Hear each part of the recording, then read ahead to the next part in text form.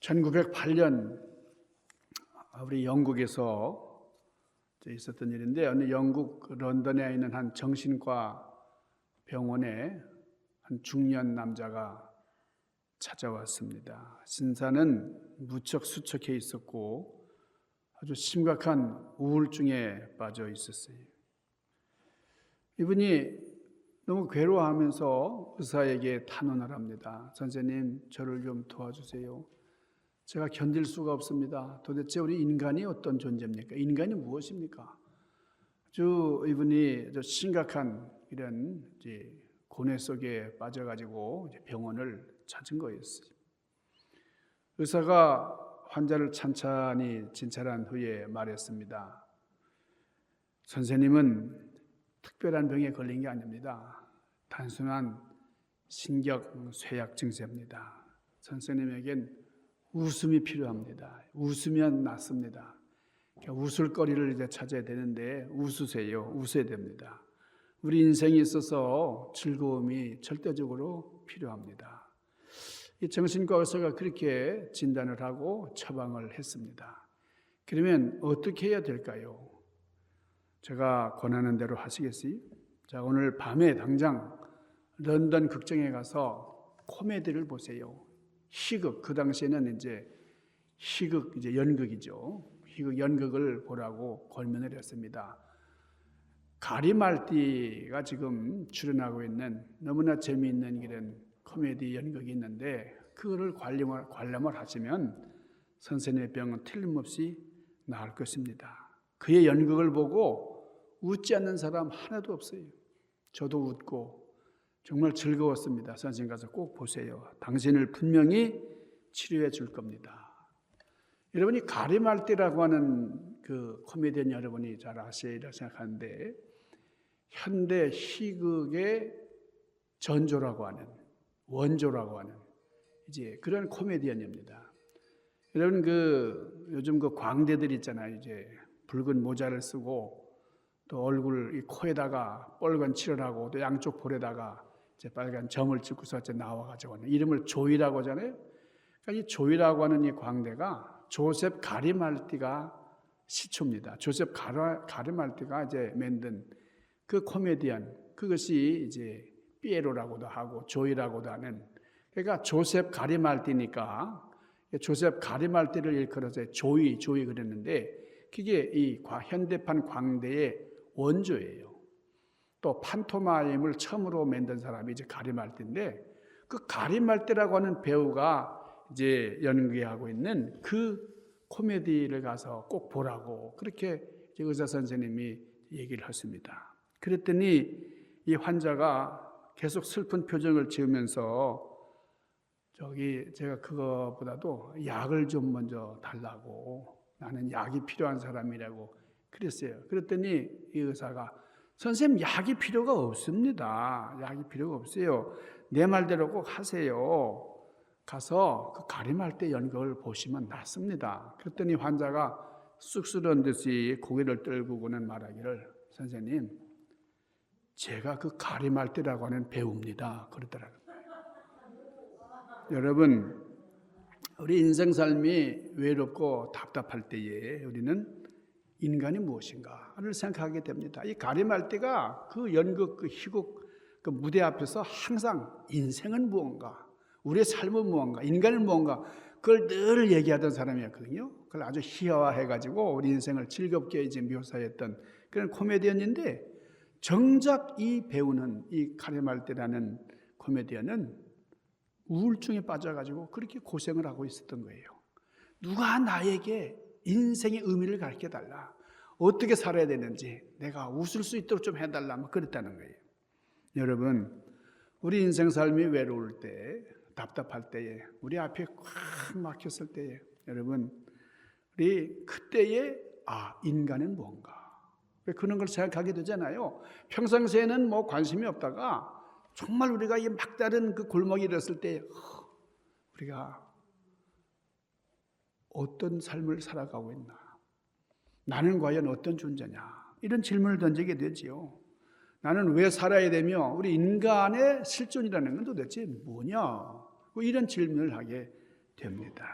특별히 사랑하는 가족이나 형제 자매가 병으로 고생할 때, 또 우리 사랑하는 자식이나 정말 생각지도 못했던 그런 사람을 이렇게 떠나보내는 그 죽음의 현장에서 우리는 우리 인생은 또 뭐냐? 나는 어디서 왔고 어디로 가는 것이냐? 그런 생각을 많이 해요. 참으로 우리 인간은 허무한 존재로다. 그렇게 탄식을 해야 돼요. 우리 길거리에 나가면은 많은 사람들이 오가는데 참 저렇게 바쁘게 정말 허둥지둥 이렇게 살아가는 그런 모습을 보면서 우리 인생은 뭐냐? 무엇 때문에 저렇게 애타게 아우성치면서 살아가고 있나? 우리 여기 인간의 실존에 대해서 아주 깊이 생각을 하게 됩니다. 여러분, 단순히 먹기 위해서 사는 게 인간입니까? 일하기 위해서 먹는 겁니까? 먹기 위해 살고 살기 위해서 먹고 또 남과 싸우기 위해서 힘을 기르는 것이 인간입니까? 우리 인간이 도대체 뭐예요? 나는 뭐 아무개고 나는 뭐 고향이 어디고 그런 게 아니에요. 정말 내 인간, 내 삶이 어떤 존재냐? 내가 어디서 왔는가? 우리 인생의 삶의 목적, 우리 인생의 존재 이유, 이것을 모르면 우리의 삶은 참으로 비참합니다. 오늘 보는 말씀, 우리 시편 8편에 있는 말씀은 바로 이런 질문, 인간은 뭐냐? 우리 인간의 존재에 대해서 이 세상 철학이 줄 수 없는 명확하고도 아주 정확한 그런 해답을 우리에게 들려줍니다. 우리 인간이 과연 무엇인가? 어떤 존재인가요? 인간에 대해서 많은 철학자들이 또 많은 종교들이 인간은 이런 존재다, 저런 존재다, 뭐 많은 해답을 이렇게 내놓았습니다. 헬라 철학은 너 자신을 알아라. 인간, 너 자신을 알아라. 그렇게 질문을 합니다. 그게 이제 서양 철학의 시초죠. 유교는 너 자신을 수양하라. 너 자신을 개선하거라. 그렇게 권면을 합니다. 불교는 인생은 허무한 것이다. 그래서 우리 인생을 한마디로 아무것도 없다. 비어있는 존재다. 그러니 너는 마음을 비우고 불타가 되어라. 그렇게 권면을 합니다. 이슬람은 절대자 앞에 절대적으로 복종하라. 그렇게 얘기를 하고요. 근데 성경은 달라요. 우리 인간이 찾기 전에 하나님께서 우리 인간을 찾아오셨어요. 인간을 찾아주신 하나님, 우리 인간 앞에 나타나셔서 우리에게 길을 제시해 주시고 우리가 살아가야 하는 그 존재 의미를 말씀해 주시는 하나님. 범죄해서 숨어있는 인간에게 아담아, 네가 어디 있느냐? 그렇게 물으셨고 우리 주님께서는 내가 잃은 자를 찾아서 구원시키기 위해서 이 땅에 왔다. 우리 사람들의 그 삶에 대해서 분명한 목적을 제시해 주셨어요. 여러분, 세상에 많은 인간들도 많은 사람들이 우리 인간의 삶에 대해서 정의를 했습니다.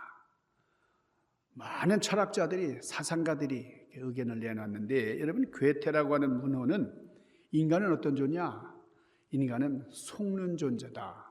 속아 사는 동물이다. 맨날 속는다. 괴테가 이제 그런 말을 남겼어요. 독일의 낭만주의 시인 펄델렌이라고 하는 분은 우리 인간은 꿈을 꿀 때는 천사지만은 빵을 생각할 때는 거지다. 그랬어요. 그러니까 인간의 양면성을 이제 적나라하게 얘기를 했죠. 독일의 철학자 쇼펜하우어는 인생이란 뭐냐? 인생은 행복과 권태 사이를 왕래하는 시계추와도 같은 존재다. 그랬어요. 여러분, 쇼펜하우어 그러면 염세주의 철학자잖아요. 인생은 너무 절망스러운 것이다. 인생은 슬픔과 피해와 고통과 그리고 환란의 연속이다. 뭐 이런 아주 염세적인 얘기를 하는 사람이 이제 쇼펜하우어인데, 이 쇼펜하우어가 이제 이런 책을 남겼죠. 의지와 표상으로서의 세계, 그런 얘기를 했어요.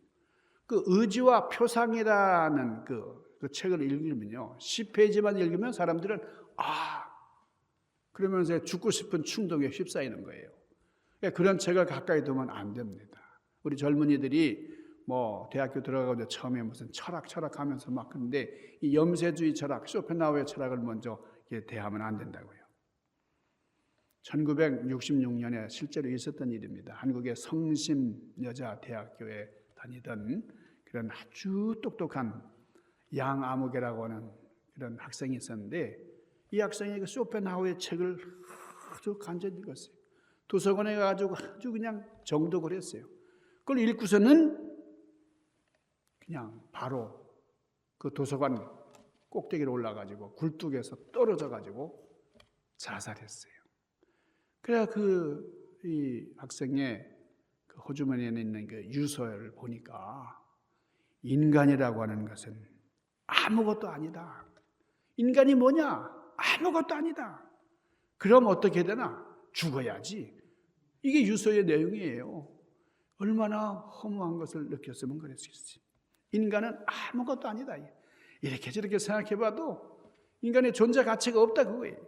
여러분, 인생의 의미가 없다면서 절망했던 쇼펜하우어나 그 답을 찾기 위해서 속세를 떠났던 우리 석가모니 같은 그런 사람들, 여러분, 이것이 하나님 없이 살아가는 그런 하나님과 상관없는 사람들의 정직한 성적표입니다. 유명한 화가 한스 토마라고 하는 분이 있는데요. 이분이 평생 동안 그림을 그리면서 인간 존재에 대해서 인간은 뭔가, 인간은 누군가, 어디서부터 와가지고 어디로 가는 존재인가 여기서 심각하게 고민하면서 이제 그림을 그렸던 화가인데 결국 이 사람이 어떤 대답을 했냐면 인생은 퀘스천 마크다 그랬어요. 물음표다 그랬어요. 인생이 뭐라고요? 물음표래. 답이 없다 이거예요. 출구가 없다 이거예요. 그러니까 너무너무 고민을 많이 하는 거죠. 그러면서 이런 시를 남겼어요. 나 여기에 왔으나 어디로부터인가를 모르노라. 여기 있으나 무엇 때문인지를 모르노라. 나 여기 살았으나 그 수명을 모르노라. 나 가노라 하지만 어디로 가는지를 모르노라. 이 시의 제목이 모르노라예요. 그래서 이분이 모르노라라고 하는 그런 주제를 가지고 그림을 많이 그렸어요. 인생은 뭐라고요? 모르노라.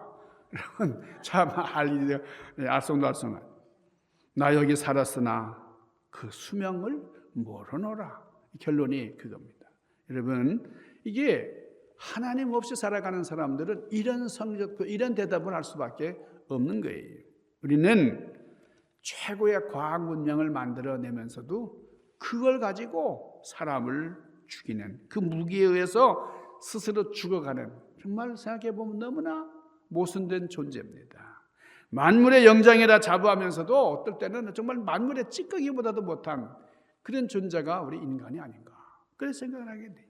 세상 모든 사람들이 인생으로 태어나서 인생으로 이제 살면서도 인생은 뭐냐? 인생은 어디서 왔다가 어디로 가는 것이냐? 정확히 알지를 못해요. 그래서 이 수수께끼를 풀기 위해서 의심의 벌판을 그토록 방황하는 그런 사람들을 많이 볼 수 있습니다. 뭐 인생의 의미를 알기 위해서 뭐 속세를 떠났다 그러고 뭐 어디 정말 이 미신 이 신에 신접을 해가지고 살기를 원하고 고행을 하고 막 그럽니다. 이런 혼란 속에서 오늘 본문에 있는 다윗은 참으로 시인이면서 여러분 그 어릴 때부터 목동으로 그 자연과 함께 그 양들을 치면서 정말 하늘을 올려보고 자연과 함께 했던 이 다윗 어느 날 수많은 양떼를 지키는 가운데 하늘을 보니까요 밤하늘에 그 빛나는 별들을 보면 그 우주를 바라보면서 노래합니다. 여러분 다윗은 하나님의 그 창조의 그 신비를 보면서 감격해요. 그러면서 뭐라 그러는 거니 오늘 3절에 보니까 주의 손가락으로 만드신 주의 하늘과 주의 베풀어 주신 달과 별들을 보니 사람이 무엇이 관대 주께서 저를 생각하시며 인자가 무엇이 관대 주께서 저를 권고하시나이까. 그러니까 하나님께서 우리 각 사람들을 다 이렇게 정말 지명해 주시고 돌보시고 이렇게 역사하신다는 것이 너무나 감사한 거예요. 밤하늘의 달과 별을 보니까 얼마나 아름다운지. 여러분, 그 우주 여행을 했던 그 우주인들, 한국에 지구에 도착해가지고 그냥 찬사를 내놓잖아요. 우주에 가니까 너무너무 아름답다는 거예요. 하나님이 주신 그 신비한 세계를 바라보면서 주님 앞에 찬양하지 않을 수 없었다는 거죠. 창조의 세계에 무한히 넓고 광대한 그 하나님의 세계를 바라보면서 놀라지 않을 수가 없다는 겁니다. 얼마나 우주가 광활합니까? 여러분, 그 우주의 세계 정말 은하계 우리가 상상을 초월하는 그런 세계잖아요. 근데 이 놀라운 하나님의 사랑은 그 무한 광대한 그런 우주 속에 있는 하나의 점과도 같은 티끌과도 같은 우리 개인을 다 사랑하신다 이게. 무한한 그 우주 앞에 여러분, 나라고 하는 이 존재는 정말 초라하죠. 너무나 작고 보잘것없는 그런 존재인 것 같은데, 그러나 하나님께서는 이런 존재를 그렇게 사랑하신다는 거예요. 이 넓은 우주에서 내가 하나님의 관심의 대상이 되고 사랑의 대상이 되었다. 다윗은 그것을 생각하니까 너무나 감사한 거예요. 사람이 무엇이길래 하나님이 이렇게 저를 사랑하시고, 인자가 무엇이고 한데 주님께서 저를 그렇게 사랑하시나이까. 여러분, 오늘 여기 말씀 보니까요, 주의 손가락으로 만드신 그랬어요. 그러니까 다윗은 이 하나님의 그 창조의 역사를 하나님께서 손가락으로 만드신 것이다 이렇게 얘기를 해요. 손가락으로 만드신 주의 하늘과 주께서 베풀어 주신 달과 별들을 내가 보니 사람이 무엇이고 한데 저를 생각하시며 인자가 무엇이고 한데 주께서 저를 권고하시나이까. 그러면서 이 우주를 하나님께서 하나님의 손가락으로 만드셨다 이렇게 표현하는데, 여러분 얼마나 놀라운 시상인지 몰라요. 여러분, 이 손가락이라고 하는 거 이게 너무 놀라운 겁니다. 여러분, 우리 손가락이 없다면 우리 인생 삶과 여러분 우리 육체 가운데 손가락이 없으면 어떻게 되겠어요? 우리가 손으로 뭘 했다 그러는데 결국은 손가락이 하는 거잖아요. 특별히 손가락 중에서 엄지와 이 중지의 역할이 굉장히 중요하다 그래요. 여러분, 이 손가락 중에도 엄지가 없으면 이거 참 상당히 곤란해요. 그러니까 이 중에서 이 중지가 굉장히 중요하다는 거죠. 이 두 개만 있으면 일을 한다는 건데, 하나님께서 손가락으로 이 세상을 만드셨다. 여러분, 이 손가락의 역할이 굉장히 중요하죠. 우리 김만희 권사님도 피아노를 다 손가락으로 하시는 거 아니에요? 그리고 악기 연주뿐만 아니라 이 손가락으로 우리 요리도 다 손가락으로. 하나님께서 창조하신 그 역사가 주님의 손가락이다. 그러니까 이게 두 가지 의미가 있어요. 손가락으로 천지를 창조하셨다고 하는 것은 하나님의 천지 창조 사역은 우리가 생각할 때는 너무 어마어마한 일이고 정말 우리가 감히 상상하기도 어려운 일이지만은 하나님이 하실 때는 그저 아주 쉬운 일 중에 하나다. 놀라운 무한광대한 그런 일이지만은 하나님께는 손가락을 누리는 것처럼 가벼운 일일 수도 있다. 두 번째는 어떤 의미가 있냐면, 여러분, 손가락으로 했다는 건 아주 세밀한 것을 말합니다. 여러분, 이 손가락을 통해 가지고 그림을 그리잖아요. 화가들이 손가락을 통해서 악기 연주도 우리가 손가락으로 기타도 그렇고 바이올린도 그렇고 다 이 손가락으로 하는 건데, 여러분, 화가가 붓을 잡고 정교하게 선을 그리듯이 하나님은 곳곳에 당신의 세밀한 지문을 남기셨어요. 여러분, 달이 차면 또 기운다고 하는 표현도 쓰잖아요. 이 별이 별똥별이 떨어지고 별들이 그 질서 정연한 궤도라든지 우리 삼라만상이 얼마나 척척척척 이렇게 돌아갑니까? 봄이 가면은 여름 오고 여름 지나면 가을 오고 이게 계절의 변화라든지 모든 것이 너무나 정확하게 이렇게 진행이 되고 있는데, 여러분, 하나님의 이 놀라운 창조 솜씨를 보면서 다윗은 경탄을 금치 못하는 거예요. 여러분, 화가가 그린 이 그림들을 말이죠. 여러분, 피카소라든지 레오나르도 다빈치라든지 미켈란젤로라든지 밀레라든지 유명한 화가들의 그림, 그 가격을 매길 수가 없는 거예요. 어마어마하니까요. 그 가격이 그 명품이라는 거, 명작이라고 하는 것. 그러니까 우리는 그 그림을 보면서 그 그림, 단순한 그림이 아니라 캔버스 너머에 있는 그 작가의 생각, 그 작가의 정신을 만나는 거죠. 마찬가지로 우리는 이 창조의 이 역사를 보면서, 창조 삼라만상을 보면서 하나님을 만날 수 있어야 된다는 거죠. 다윗은 그 하나님을 만나면서 하나님을 찬양하는 거예요. 하나님께서 나를 만드셨다. 여러분, 그 창조 사역이 성경에 보면 6일 동안 진행이 되잖아요. 월요일부터 토요일까지. 그래서 하나님께서 뭐라 그랬어요? 하나님이 만드신 창조의 역사, 창조를 보면서 하나님께서 너무나 좋구나. 보시기에 좋았더라.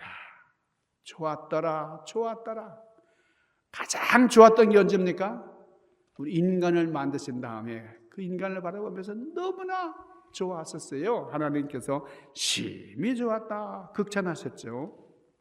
여러분, 이게 우리의 이 창조의 역사가 우연한 산물이 아니라 이거예요. 하나님의 놀라운 섭리와 경륜 가운데 이루어진 것입니다.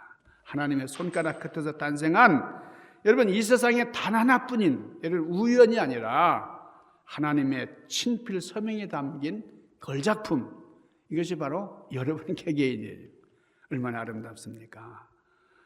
거대한 우주와 비교하면 인간은 정말 보잘것없는 존재인데, 다윗은 전율하면서 하나님께 여쭙는 거예요. 사람이 무엇이길래, 제가 무엇이길래 이렇게 사랑하십니까?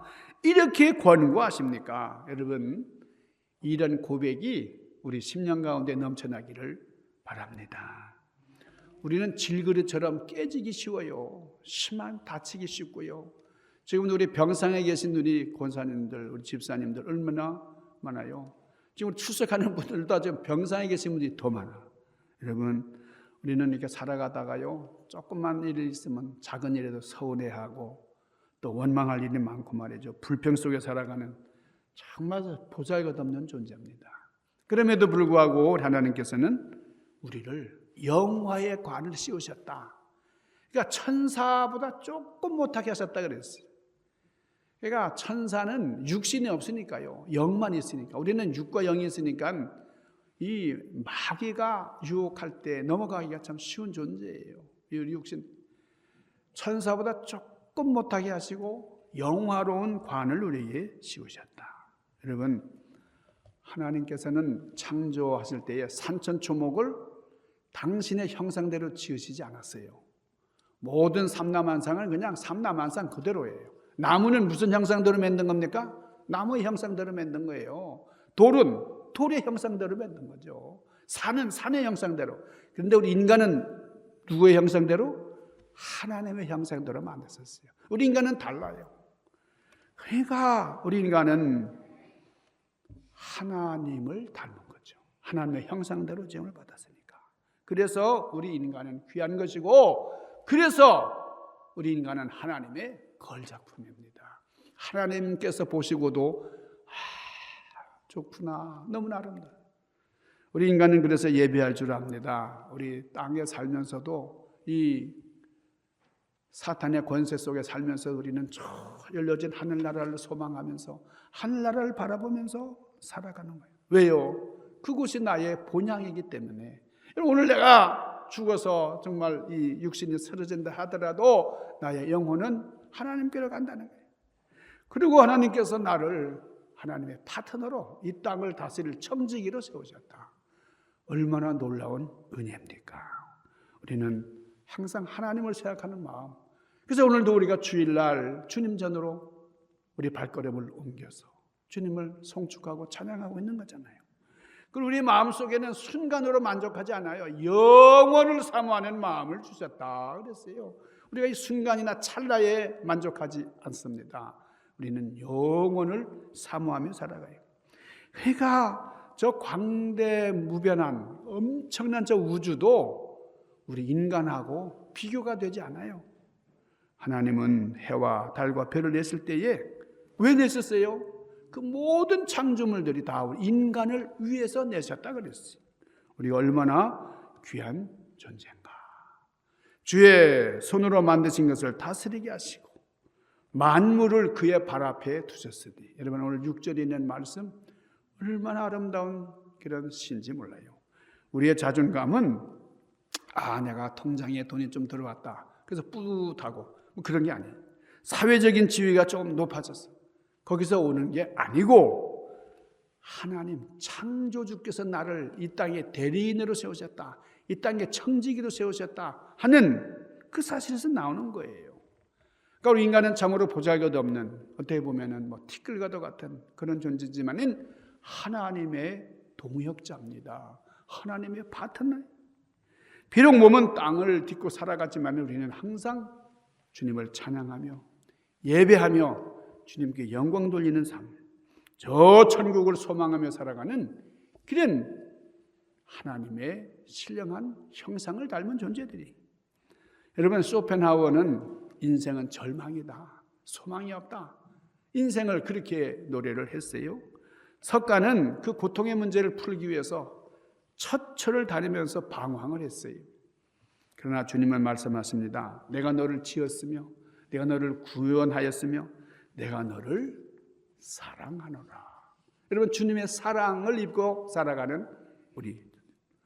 여러분, 다윗의 묵상은 하나님의 사랑에 감격하면서 동일한 고백으로 끝을 맺어요. 여호와 우리 주여, 주의 이름이 온 땅에 어찌 그리 아름다운지요.